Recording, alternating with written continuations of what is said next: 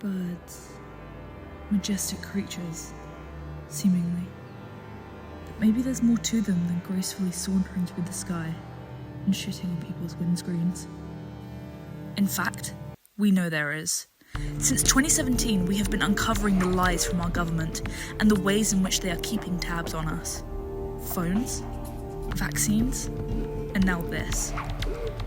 I ask you, how are we to live in a world under this level of surveillance?